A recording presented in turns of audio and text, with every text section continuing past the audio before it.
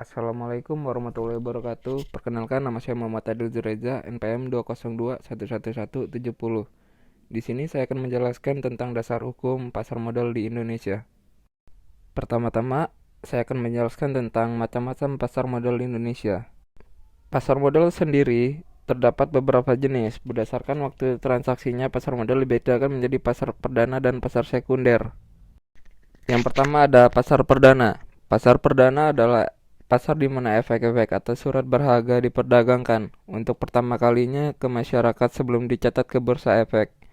Periode pasar perdana yaitu ketika saham atau efek lainnya untuk pertama kali ditawarkan kepada investor oleh pihak penjamin emisi melalui perantara pedagang efek yang bertindak sebagai agen penjual saham. Proses ini bisa disebut dengan penawaran umum perdana. Yang kedua ada pasar sekunder. Pasar sekunder adalah kelanjutan dari pasar perdana, di mana efek-efek yang telah dicatatkan di bursa efek diperjualbelikan.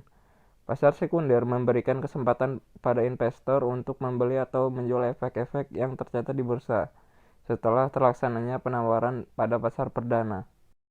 Kemudian ada manfaat pasar modal.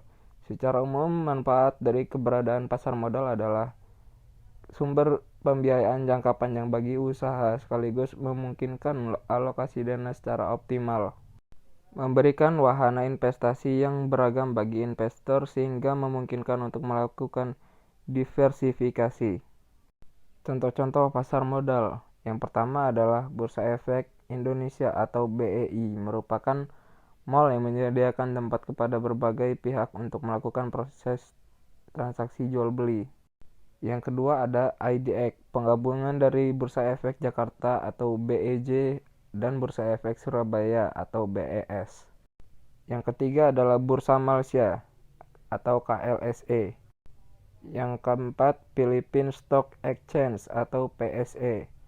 Yang kelima ada Stock Exchange of Thailand atau SET.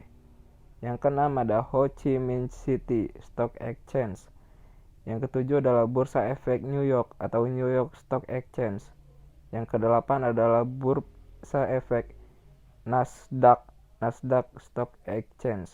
Yang kesembilan adalah Bursa Efek London atau London Stock Exchange. Dan yang kesepuluh adalah Bursa Efek Jepang atau Japan Stock Exchange Group. Lalu ada dasar hukum pasar modal.